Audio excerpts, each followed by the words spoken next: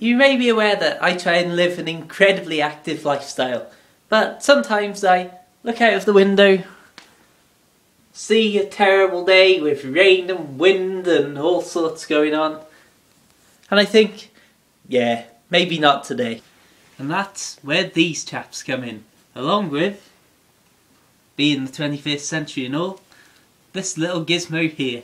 So, let's take a moment to look at some good old-fashioned reading. Without further ado, these are my top 5 books to read. Alice's Adventures in Wonderland. Now you might be thinking, but that's a kid's book. Well, I suppose you'd be right too. But you'll also find it's a nice, light, quick and easy read, and surprisingly entertaining.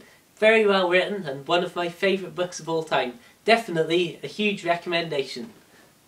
Moab is My Washpot.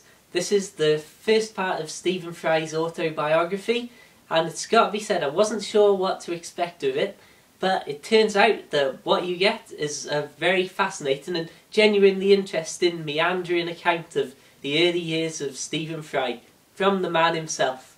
Be warned though, as much as it's an excellent book, there's some exceptionally honest and, well, frankly rude parts in it. But definitely a great book. The Hobbit.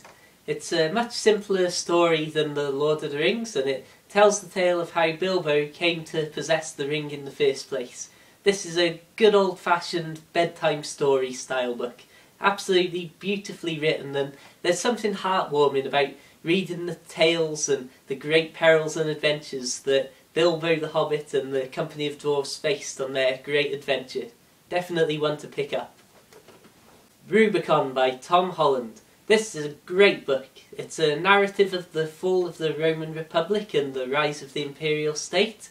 And if you've ever had any interest in the life and times and meteoric rise of Julius Caesar, then this is certainly a book for you. I'll say 4 names: Marius, Sulla, Caesar, Pompey. If you've heard of those names, you might well know of the incredibly tumultuous and chaotic times that this book will tell you all about. If you haven't, then this is definitely an excellent way to learn. And finally, Dracula! Anyway, this is a great book to read for many reasons. It's an interesting story, it's got gripping suspense, and you get to find out the backstory to one of pop culture's biggest icons of darkness.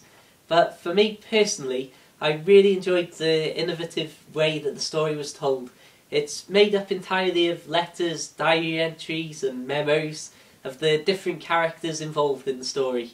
So it provides a quite fascinating, unique look from the different people's perspectives as the events unfold. Definitely worth looking at. Well, I hope that's given you some inspiration to pick up one of these books at some point.